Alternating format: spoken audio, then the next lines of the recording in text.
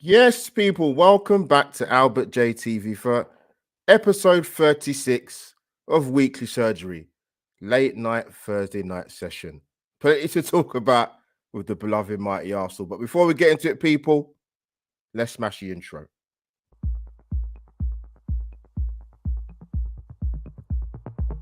Footballing community, waiting time is now over. The AlbertJTV practice is now open.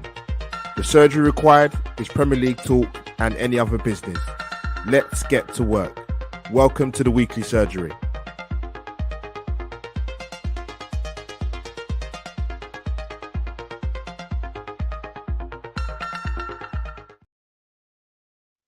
Yes, people, welcome back. Let me get the obligatories out the way as usual. Don't just touch the like button. Smash the like button through the ballpark. We're going live on Facebook, obviously on YouTube, and the magnificent X stroke Twitter, whatever you want to call it, to be honest, people. But as you can see, I've got a debutante to AlbertJTV and Weekly Surgery, Forward on Football. Welcome to AlbertJTV, my friend. Cheers, man. I really appreciate it. By the way, the intro, love it. Absolutely love it. It puts mine to shame. So, yeah, happy to be on. Happy to be on, mate. Pleasure to get you on. Obviously, we met briefly on Dan's channel on 12th Man Podcast. Big up Dan for that. What stretching the what's that what I'm looking for? The networking of football content creating. But no, glad to get you on, Dan, man. Essentially. That's what we've done. We've both moved on to higher planes. That's that's very true. We're being modest, people, but people, let me get. Let's do my obligatory smash the like button and subscribe and all the rest of it. Alex does have his own channel, Forward on Football. The channel link is in the title, highlighted in blue. So just click on that. You can multitask, people. So subscribe to my dear friend, man, and get them subscribers going through the roof. But Alex, I want to start with the most important thing first. Well, it's kind of important, but I guess it's not really. Arsenal will be wearing black on Sunday. What's your thoughts about it? That's really odd when I saw that posted a couple of days ago. It's weird, isn't it? I even last year, because we had did we have white sleeves last year? My mind's gone. Yeah, we played in the Reds, surely we're kind of kick clashing as much last year as we are this year. So I don't really understand it. It's just nuts. I'm calling it woke. That's where I'm going with this. Yeah, just another thing, Alex, and the watching community.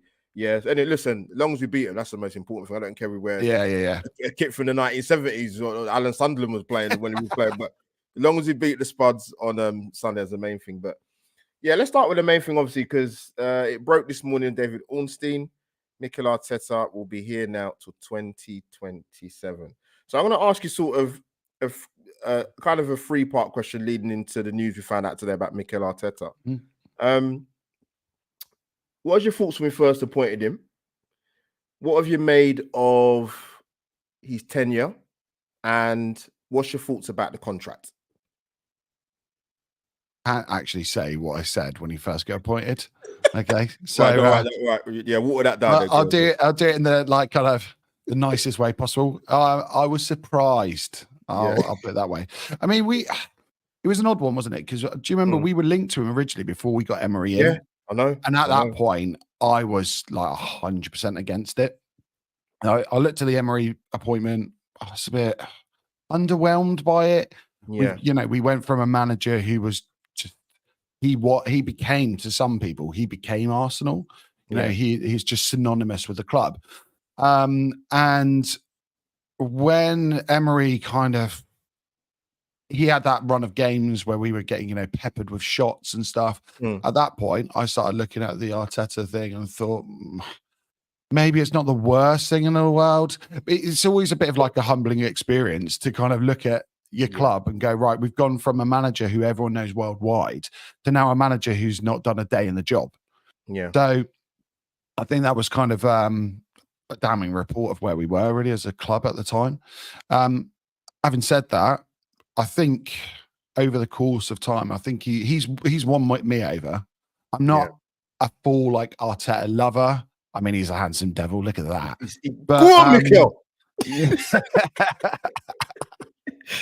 But he's done well. You know, I think he's not going to be celebrated as much as some of our other managers because he's not won the big trophies. He's not, you know, brought that silverware home.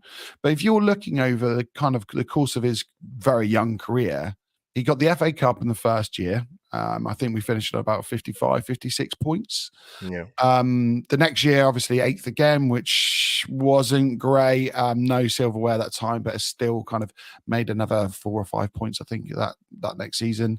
And year on year, he has kind of progressed points wise. Maybe that's him getting wiser. Maybe that's the fact that the recruitment's been so much better. Let's be honest. You look at the team he started with, and it was horrendous. That squad was just, it was dire, you know. And over time, now we're challenging City. And I don't think if you said to me at the beginning of Arteta going in, you know, he's going to be 2 points off the title, I wouldn't have believed you. I really wouldn't. So I think over the course, he's done a good job. I wouldn't say he's done a fantastic job. I think if he gets over the line, but it's funny, isn't it? It's like fine margins. If he goes and wins the title, context, isn't it? It's context sometimes, isn't it? Goes and wins, suddenly everyone's going to turn and go, "Oh my god, look what he's done with the club! He's gone and beaten one of the best managers in history with more or less an unlimited budget," and suddenly everyone's going to love him. So I do feel for him. He has got a hard job, but then I'm sure the money and the new contract probably makes it a little bit easier. So it is what it is. We knew he was going to get a contract, though. Let's be honest. Yeah. I think you know what it is. I think. I mean, even if I didn't have a channel and I'm on social media, so I don't know if that's a good sample size sometimes within our fan base, but I get people's argument when they talk about obviously won the FA Cup in 2019, but if you actually look at our domestic cup record since then, it's not a lot to shout about. And if you're not going to get one of the big ones in terms of the Premier League or the Champions League, they're going to say, well, okay, all right, if we're not going to win them, fair enough, but you've got to take the other competitions more seriously. Is that a fair argument, or would you go along with that? I would, but I don't. I have a feeling this club and Arteta himself, I think he's almost done. Do you remember when Fergie was in charge and he kind of just more or less said, even the FA Cup doesn't matter anymore? Like, and they went to the Club World Cup. Yeah, like, I have a feeling. Brian Clough have a strong words at the time. Remember, rest in peace, man. Yeah. I think Arteta's almost looked and gone, what do I want? Do I want to be a manager that like Wenger was in his final years, getting an FA Cup, kind of scraping in at 4th? I have a feeling he's looked at it and gone, I want to win the Premiership. And fair play. It's not easy going on all fronts, but I think this year, maybe with our squad, he has to. Because this squad now, you know, there's been a lot of investment. We've got a lot of good players and a lot of depth. Some areas are still a little bit shallow, but I don't know. You can see both sides of the coin. But like I say, I think he's done a good job, and would an FA Cup get him over the line into that fantastic and that great manager category? Probably not. I think it's just something else that people just hang over him and go, oh, he's only won the FA Cup. He's only won the League Cup. So, you know, people do it already with the Community Shield, don't they? They look and go, wow, that's not a real trophy. So, I mean, Arsenal couldn't get us a League Cup in the time he spent at Arsenal in all his entirety. I mean, we made some finals where there's some very painful losses, but I think with the domestic cup competition thing, like my thoughts quickly before we sort of ask you something else. I look at the other teams who do take the competition very, very seriously. And you got to remember the final is in late February, possibly in terms of the League Cup. So you still got quite a fair chunk of the season. And I think for his managerial career, I know he's obviously got an FA Cup in the bag, but I think the more you sort of add more strings to your bow in terms of getting over the line, because we spoke about this on Dan's channel in the sense of that question's always going to get asked. But not just Arsenal fans, rival fans, BBC, TNT, whoever you want to name it, they're going to say, can he get these guys over the line? And I'm assuming more so really they're talking about the Premier League. Champions League is a cup competition. We've seen some teams win the old European Cup and Champions League that were not favourable. Porto, hashtag Red Star Belgrade. Now that is going way back, trust me, but people know what I mean. Yeah, so a cup competition, it can happen, but in terms of the bread and butter in the league, it's hard, man. Listen, I know there's some people who are not really big fans of the manager, but outside of Man City and Liverpool, the last Premier League winners were Leicester City, were they? Is that right? Yeah. Are you right in saying that? Then obviously probably you look at Chelsea, but the league's hard to win, man. And listen, let's be honest. I know I'm not trying to give Arteta a pass, because anybody that see me talk about the boss, the gaffer, what you want to call him, because I was on board last season that for me, you had to win some silverware. But I actually didn't say I didn't think the Premier League. I was looking at more the domestic cup competitions. So when we went out of them pretty early, I'm like, yeah, that leaves us for the Champions League or the league. So come in, mate. Come in. Sorry. No, it's funny because the League Cup is the one that Pep's kind of made his own. You know, like the FA Cup has always been our cup. Yeah, it is. That's our cup. Wembley's our grounds now. You know, but I look at the League Cup and it's Pep's almost gone. That's like the warm up for the run-in.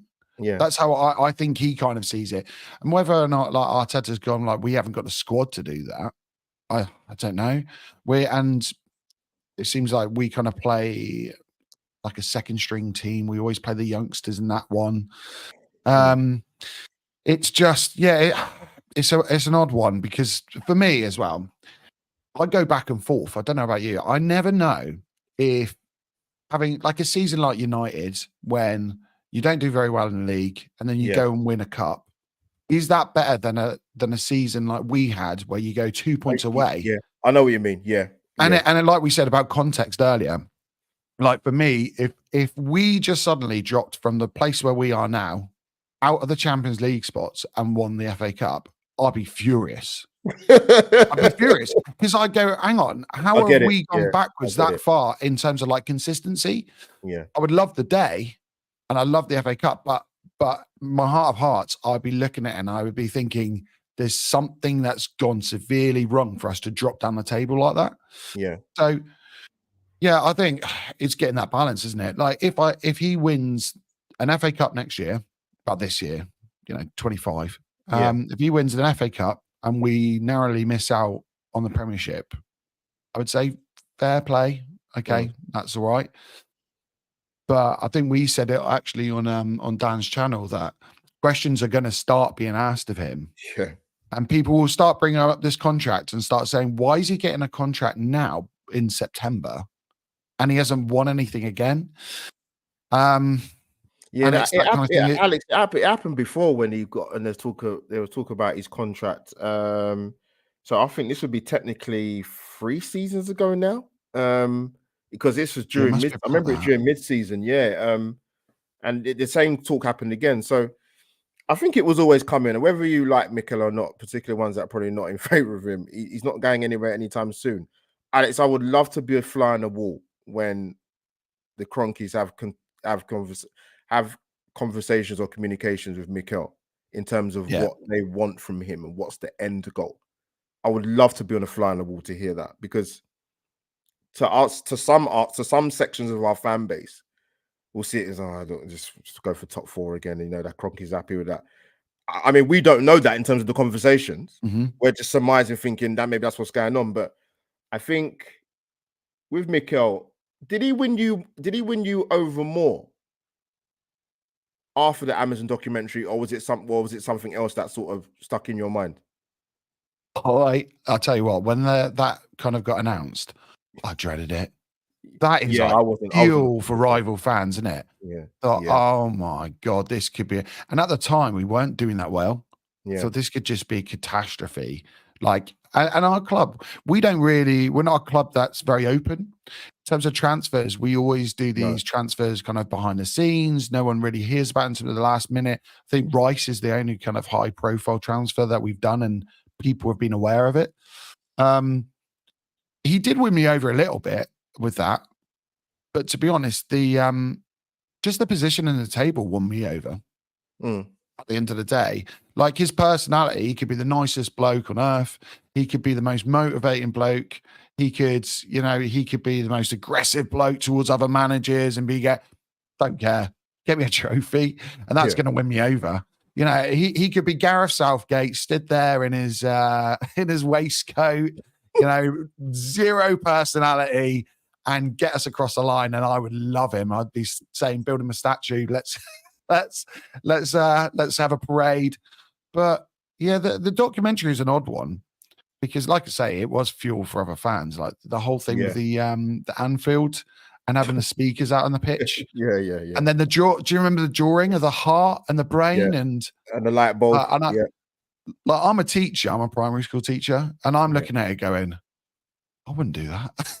Like my kids would be rinsing me. Like what? Sorry, sir, what are you doing?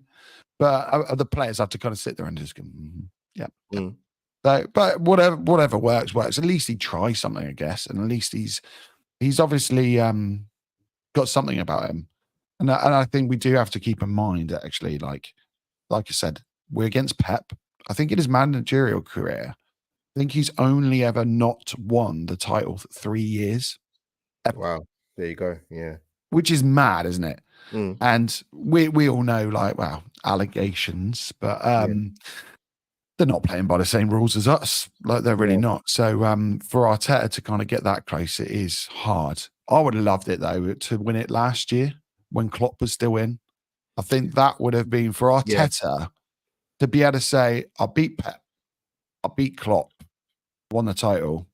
And then I think then he would be seen at the same kind of, eating at the same table as those two. Yeah. But it is what it is, the 2 points with the 2 points. So. Yeah, I mean, and then you've got, I mean, football has changed, man. I mean, obviously with what Xabi Alonso done at Leverkusen, it's like, oh, you see, he can do it. I'm like, hold on a minute. It's probably very rare we'll see that in our football lifetime for a manager to take on a job and to go to the season unbeaten, which is at any level of football in whatever country is an amazing achievement. But I don't think personally that's a great yardstick to use to try and bash Mikel Arteta for not winning the Premier League. Ironically, he was seen as a coach for Arteta, wasn't he? There was word they were going to try to get him in. So, I mean, like you say, it is an amazing achievement. However, I looked at them in pre-season and we walked all over them. I thought they didn't give us anything. So I know it's pre-season, but I thought before the game, I thought, God, this could be a real hard game. This could be a yardstick for both of us. Two teams are quite young in Champions League. And just walked all over them. There was no threat. I thought, what's their right wing back called? Used to be at City. Lightning fast. What is he called? If anyone could put that in, that'd be great. Someone in the chat. JC, you're in there, mate. Let us know, mate. Come on, mate. JC, and also people subscribe to Arsenal and Frimpong. Yes, yes. Like I was before the game thinking, this could be, hell with our kind of with our left back concerns. Yeah. He didn't even turn up. So I think it could, it could be second season syndrome for Alonso. But yeah, different leagues, different teams, different opposition, different schedules. Yeah. So I wouldn't be confident if we just switched out Arteta and put Alonso in. I don't think we would get better results. I genuinely don't, because Pep is that good. City are that good. And at the moment, I think a lot of our players are kind of playing close to their maximum. Yeah. And, getting that much out of people like Ben White. I think I don't think anyone thought he was going to be that good. Going back to, when you said about the documentary, there was a part and Ben White sat down and they say, we see you as someone who's going to be world class, the way you read the game, the way you jump. Yeah. And at the time I thought, Ben White, world class. I don't know about that, but now he's not quite there, but he is definitely one of the best right backs in our league. And he's definitely in that. Alex, you know what? To be one of the best in Europe. No, fair play. Because you know what, I did a piece on just also analyze you in the chat because he's on the show with me. We did a piece on Ben White. This would have been technically 2 seasons ago. And I remember we signed him, and I was quite surprised by some of the Arsenal fans. I think a little bit of it was snobbery. A lot of them completely, let me use that word again, completely focused on the price tag, and for me, not the player. Absolutely didn't. And Henry Winter, I watched the show. Henry Winter was on Highbury squad a couple months ago, maybe a few months ago, whenever it was. Actually, no, it would have been longer than that. It'd have been going back to last season. So, and he said Henry Winter's words, and if anybody knows respected journalists, Henry Winter's one of the ones out there. Said his current level at the time, Ben White. He said he's one of the best fullbacks in Europe. One of the best. That's coming from Henry Winter. That's not coming out of my mouth, people. Henry knows that he's well respected in his own right. So for him to come out and say that, Ben White. Hang on a minute. I've seen you on TNT Sports. don't you start bringing yourself down here. We all saw you there, standing next to Gold Crouchy. Yeah, I mean, obviously he's very tall, but yeah, flipping hell, man, Jesus. Yeah, no, thank you, Alex. Thank you for mentioning that, and big up to the people for the heartwarming message. It was. I got quite a few messages on my phone. That, oh my god! I said, yeah, it definitely wasn't me. There's another AlbertJTV, but there is another AlbertJTV fan enough people, but I can assure you, it definitely wasn't that person. Just for ethnicity purposes, it definitely wasn't. It definitely wasn't. Yeah. So no, big up to Alex for that. But no, so I want to go on to another thing before we go on to our next talking point, which is been everybody's talking point probably since we went into the international break. Break being the key word. So we've got a lot of players who are either out, not ready, coming back, sustained something new, suspended in some cases. But I think there's one player for me on Sunday that for me is super, super crucial that he's not going to be there. And it is Alex, coming to you, our main man, playing away in Norway, Captain Ødegaard. They're talking he could be out for 3 weeks. It could be more, Alex, if I'm going to be really honest with you. Who knows? Unless you're a medical expert. But I know people's thoughts about the international break and, Calafiore, and that obviously Marino was injured for 2-3 months now. He's going to be out for. So yeah, your thoughts on Captain Ødegaard? For me, he's going to be our biggest miss on Sunday. For me personally. Yeah, 100% agree. I think, God, we keep going back to Dan's podcast, but I think when I was on there, everyone was going on about Saka cover, and one of the things I brought up was Ødegaard. I think prior to this, he probably missed up about, I think, a total of 9 games in his Arsenal career. Yeah. And then lo and behold, I mention about him getting injured, and he gets injured. Please don't blame me, everyone. So, and it looked bad as well. It did look. It looked real bad. Yeah. I will say, from what I kind of know from physio reports of like that type of injury, they usually look horrendous and are very painful. But within kind of like 4 or 5 days, swelling goes down, and then you're able to kind of put pressure on it and start to load bear. But he's just massive in terms of the way he orchestrates our press, let alone kind of passing into the box and all of that kind of side of his game. That's what I kind of worry about the most. I think with Tottenham, I wonder if they'll maybe move like Kulusevski inside, or they'll play like Sarr with Basuma, and Sarr's obviously, he's just a running machine. He's just an engine. Yeah. And I kind of look and I think that could cause us problems, and it's definitely going to cause Arteta headaches, because he's now got to look at that midfield and think, right, how do I combat that? How do I end up dealing with that when we've got our 2 options that most people will kind of look to is Partey and Jorginho, neither of which are sprightly and young right now, let's be honest. I think someone needs to look at Partey's passport and check his date on there, because he's I don't know, he's aging. He's like, and quick. Like, it's mad how he's kind of physically changed. So that's going to cause issues. And I do wonder how we're going to press now. Are we going to be using Kai as the trigger? Are we going to have to? Are we going to have to? I don't know. I mean, I'm sure we'll have the conversation in a minute about who does replace him and what the system will be. But the fact that he's kind of played in this kind of almost less of a 10, he's kind of started sitting back a little bit deeper and retaining possession. There was a big talk. I think James over at AFTV, he asked the question actually in the preseason and said, why is Ben White playing at right back and Timber playing at right centre back during preseason and not the other way around? I thought it was really interesting that Arteta said, I don't want to mess up that dynamic with Ben White, Odegaard and Saka. Now we've got a big problem because part of that triangle is gone.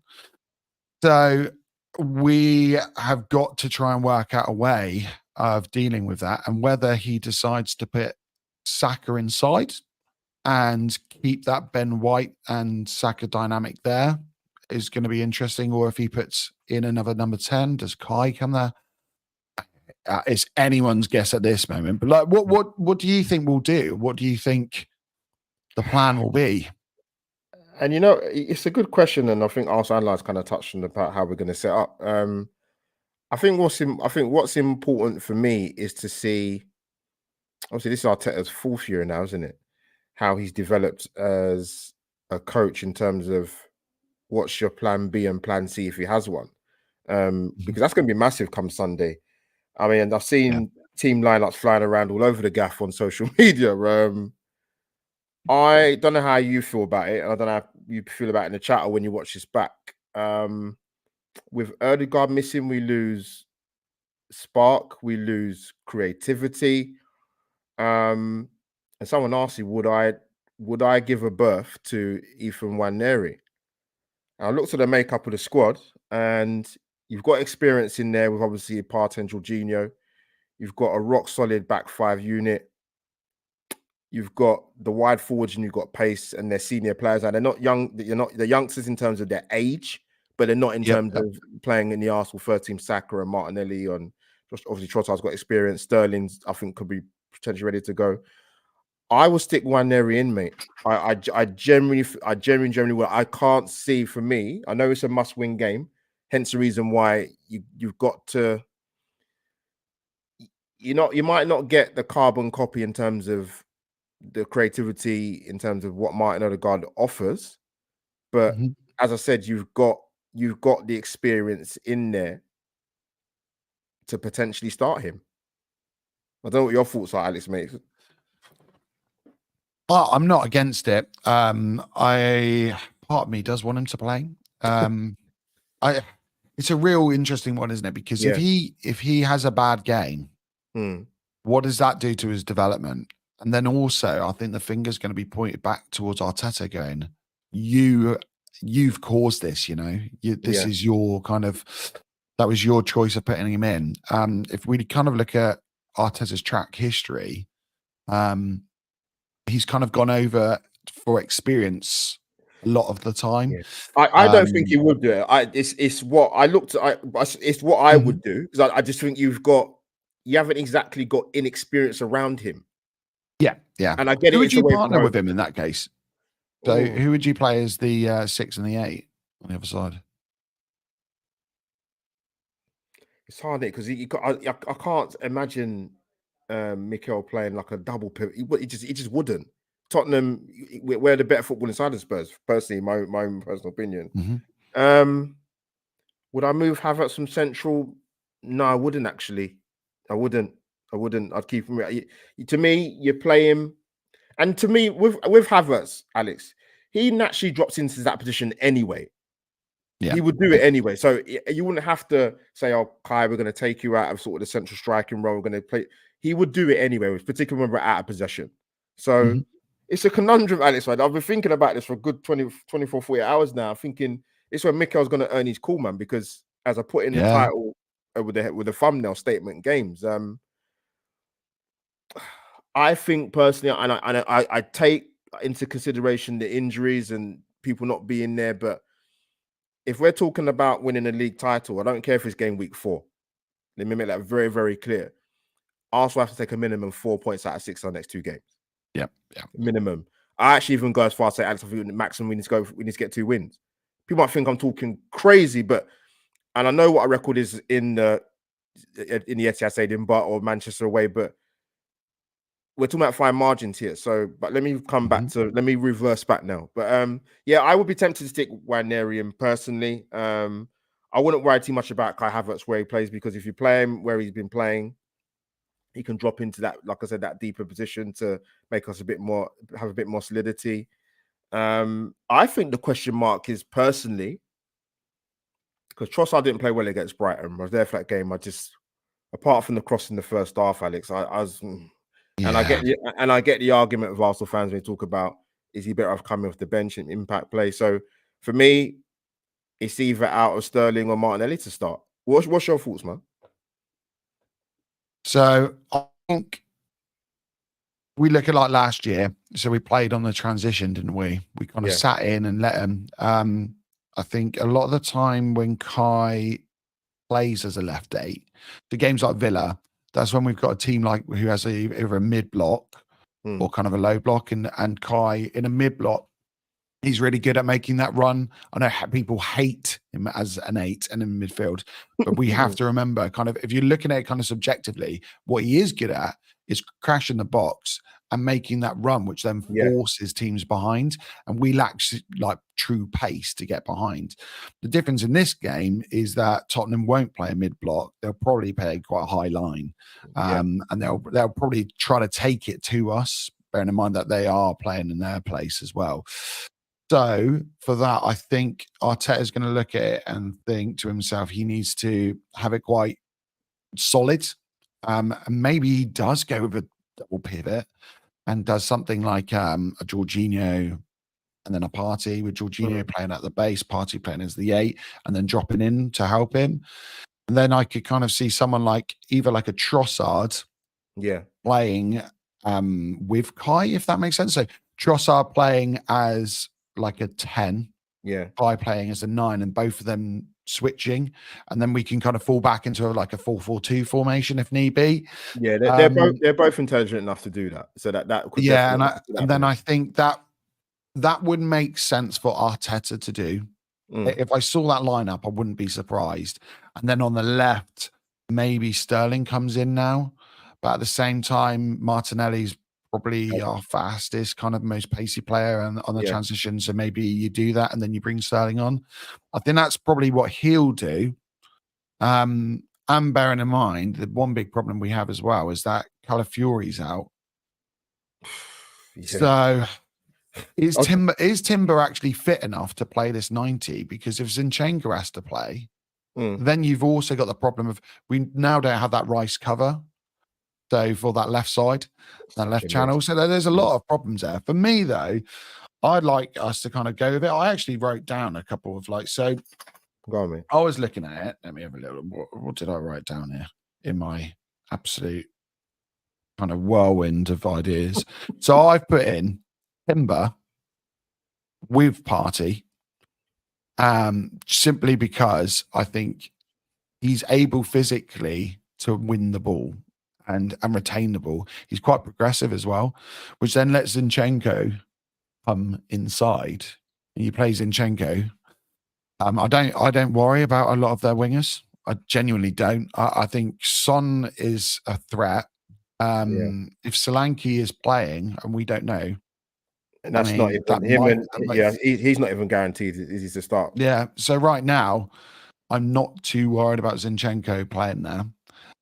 Timber maybe with Partey, and then you play Wineri and then Saka, and let those two interchange and get Saka to pick up the ball in the central zones and actually drive, because he's one of our few players who's able to make it like a half space cross or make something happen out of nothing. Apart from that, maybe you play Timber out on the left, and then you have a Partey and I don't know, who do you go for then? Because Kai's probably is he like our most like 10 player?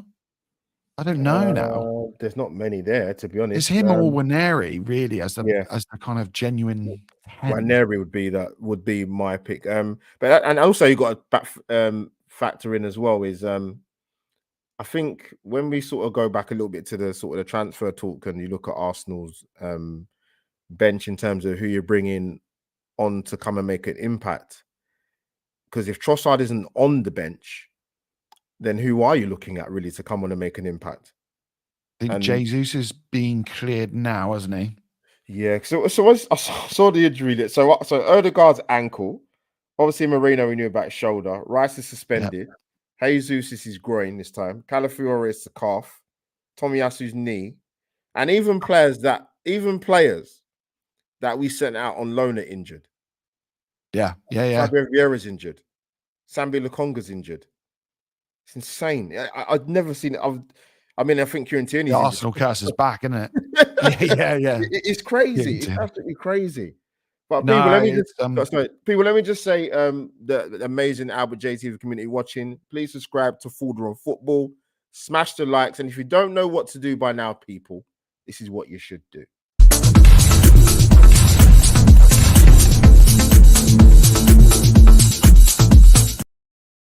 And there you have it. I must say, people, now for the audio listeners, you're probably wondering what that noise was. We are not in a nightclub, I can assure you, because we're doing a live stream on AlbertJTV.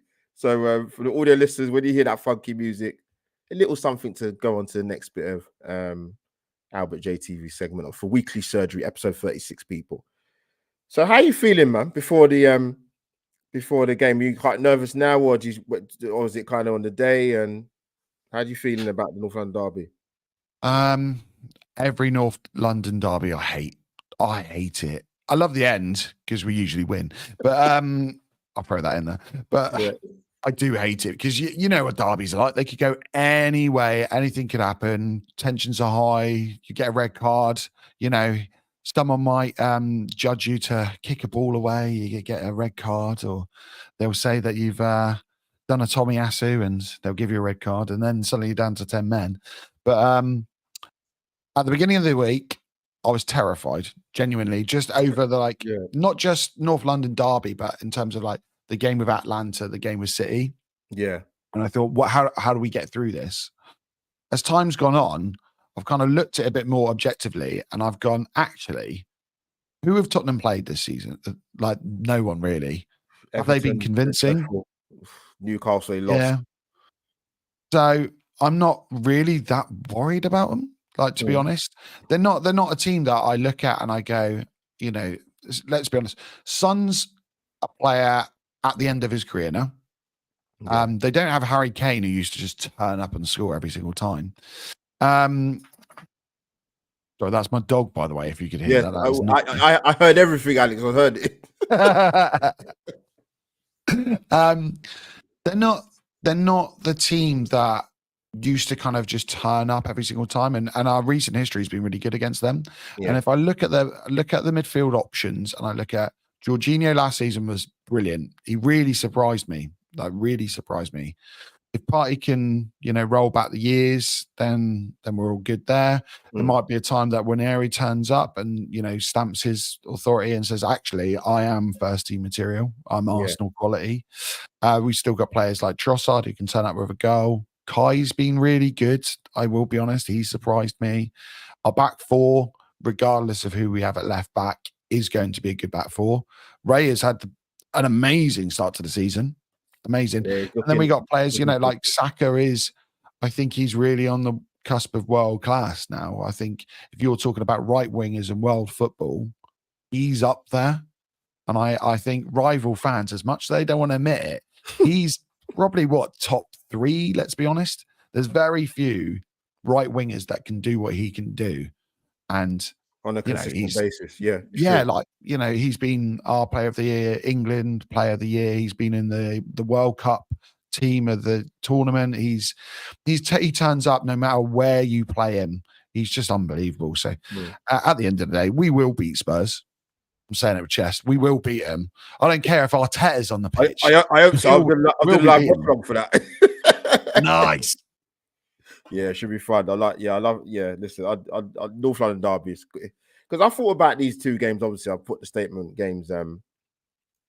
Like I said before, the last 2 seasons, our away form against Tottenham in the Premier League has been dreadful. You'd have to go back to 2012. Was it March 2012 with Rosicky away with that stunner? At the old Tottenham Stadium. But the last 2 seasons have been brilliant. Like, you wait for one bus, two come along at once. Hopefully we'll get the hat trick come Sunday. But obviously, sort of fast forward to that. Hopefully, touch wood, we do win the game. We've got another big away game, my friend, in the Premier League against City. Yeah. I don't know how you felt. And I'm going back to last season when I sort of asked this question, and obviously when we played them in a week's time, or technically just over a week's time. Yeah.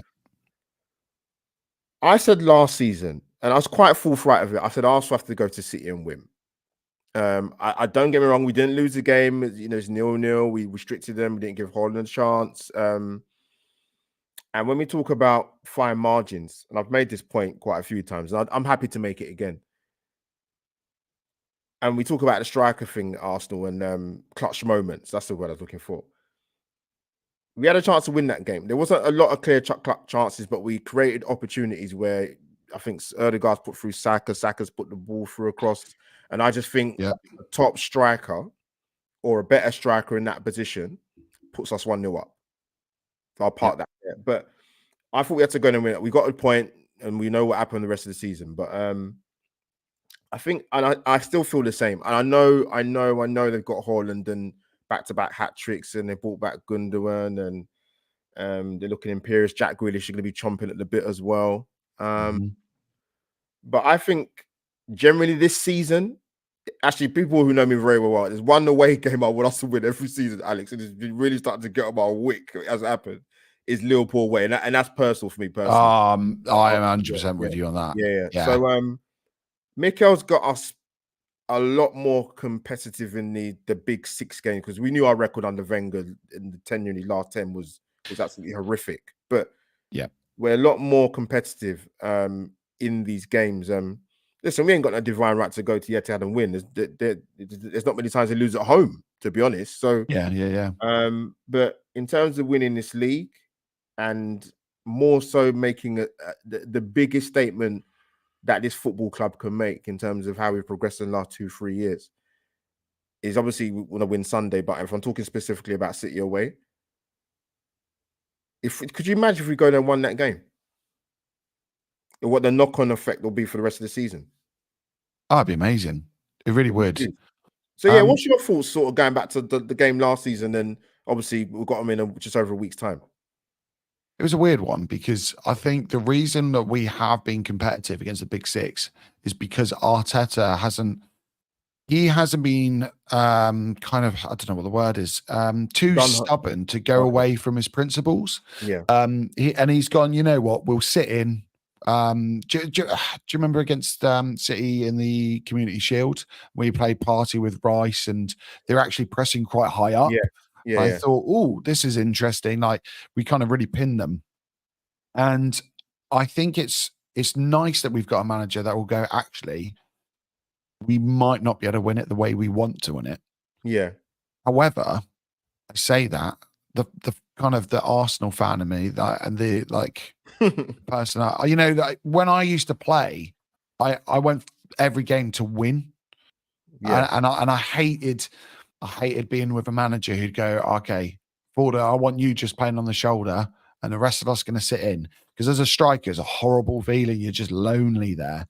And I think maybe that was our one opportunity to just go for them, because we were in good form at that point, and they weren't in the best of kind of places. And I think maybe we could have just put the foot on the jugular and just taken it from it would.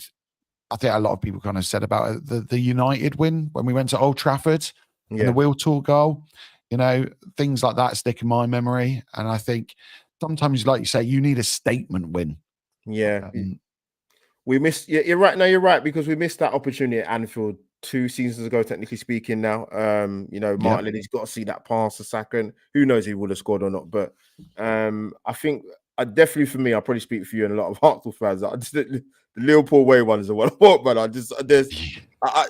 listen. There are some decent Liverpool fans I do know, but there's some of them I'll be honest, I can't stand them, and they make my blood boil. But so that's why when we go to Anfield away, that's one game I'm just come on, man. But yes, the City one. Listen, don't get me wrong, Alex. It wouldn't be a travesty if we drew the game. But I think the way they've started the season and looking ominous, and was it 6 out of 7 Premier League or 7 out of 8, however many years you want to describe it. We need to kind of put a bit of try and put a bit of doubt into the juggernaut of the team by turning up at their patch and beating them as we one of your rivals for the title. It'd be humongous if Arsenal could pull that off. But let's deal with obviously Sunday. Don't want to keep us too long, but what's your score prediction thoughts for Sunday, mate? I haven't even thought about this, Yeah. Part of me has a feeling it'll be like a score draw, which would just kill me inside. But, I have a feeling it'll be like a 2-1 win, and we'll win on a break. Yeah. I think it would be great as well, just simply because I could see cracks with Ange. Yeah. It's interesting. I have a feeling that fan base could turn on him because the way he plays, and I said about Arteta and his principles. Ange isn't like that. He doesn't care. He's going to play his high line. He's going to play his way. He's going to play his Ange ball, whatever it is. And I could see us playing on the break, beating them it's quite similar to last year. Yeah. Kind of getting in behind their wing backs, and then it would be lovely just to watch them melt down. It'd be bliss. Oh, yeah, they're still complaining. They're still complaining about last season, but now you're right. You're right about Ange though, because I think it shocked him last season when obviously we beat them, and then the game against City, and the fans cheering. I think that really irked him, actually, to be honest with you. Yeah. And you saw it did. And there's a moment when they played Chelsea away, and he completely lost it on the touchline. I'd never seen him like that. And I do think there's a section of their fans that I don't think they have already turned on him. I think that might be a bit premature. We're not Spurs fans, so we wouldn't know, but I know a couple of them. But I think it depends how they start. I think it depends how they start sort of the first 2 months this season, because if it doesn't go great, and like they said, Ange wins the trophy normally second season, so I think the Tottenham fans are hanging on to that. We're hanging on to that with dear life, man. I mean, I think I've got like cups in my cupboard in my kitchen bigger than his trophies, to be fair. It's interesting though, isn't it? I don't think there's got to be like a certain amount of times you can say mate to get away with things. Yeah. I don't like if he just always go, yeah, it's all right, mate. And that's his pass. All right, fine. Yeah, don't worry about the high line. Don't worry about Romero just throttling someone, getting another red card. Cool. And I think maybe some of them are looking for it. And if you look at the 10-game kind of little bliss period he had, the record's not actually that great.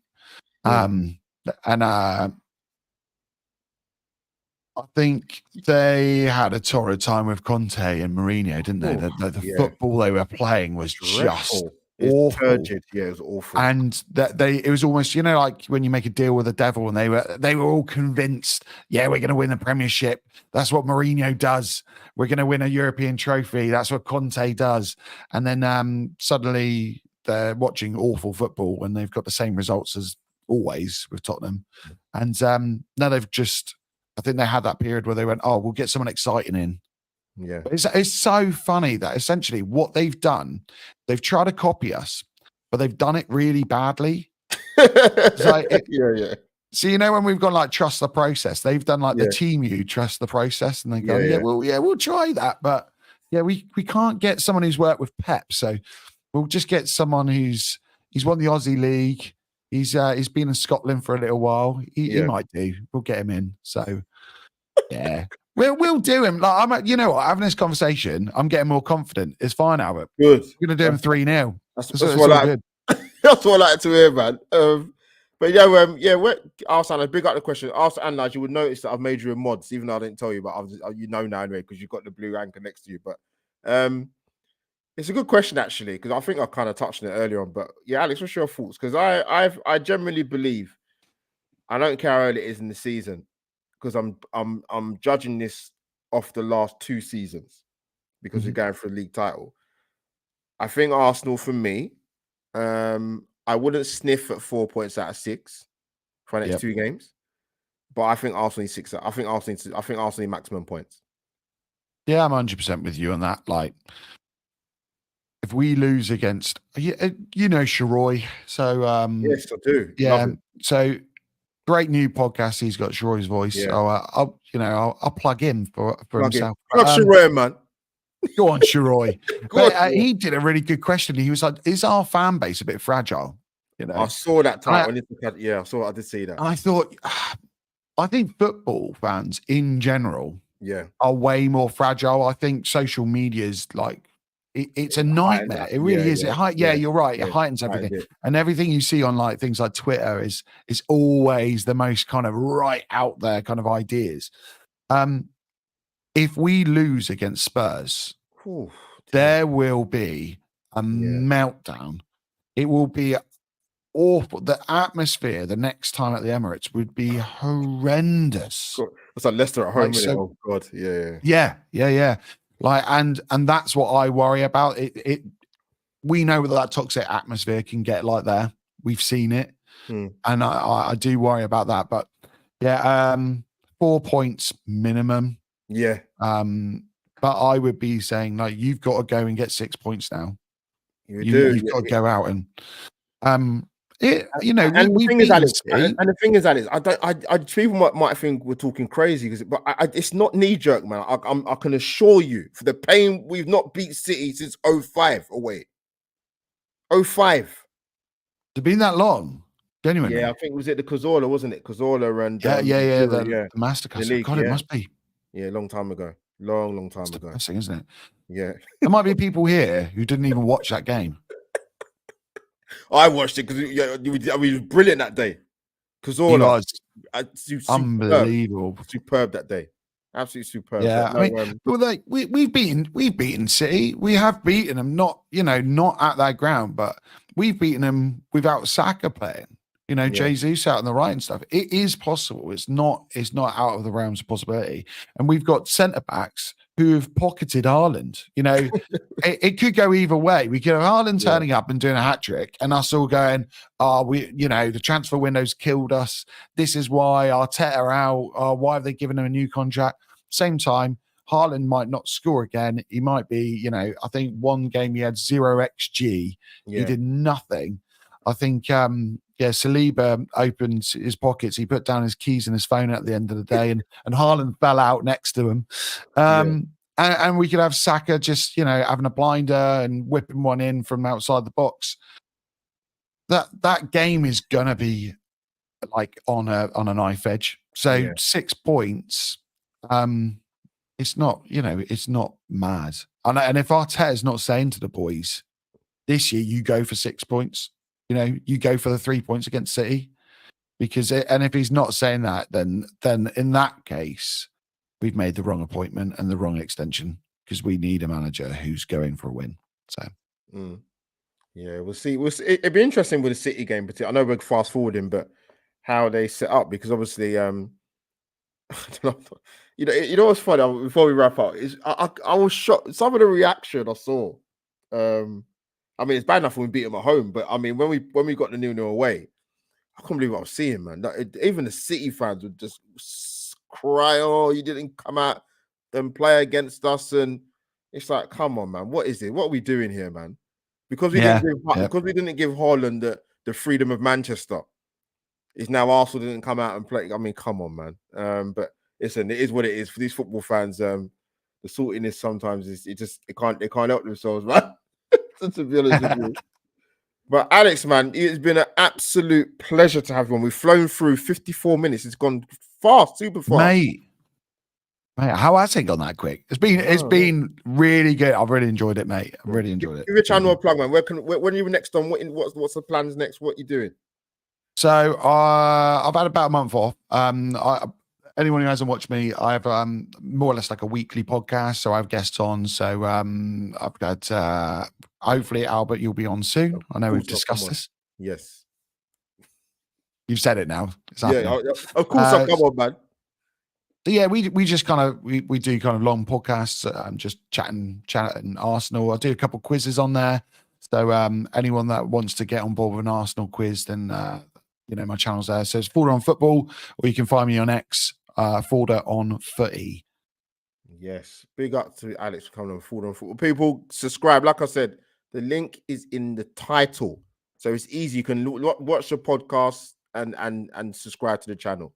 It's very easy to do. And of course, the most important thing, it's free. Because everything's a subscription these days. Yeah, it's it.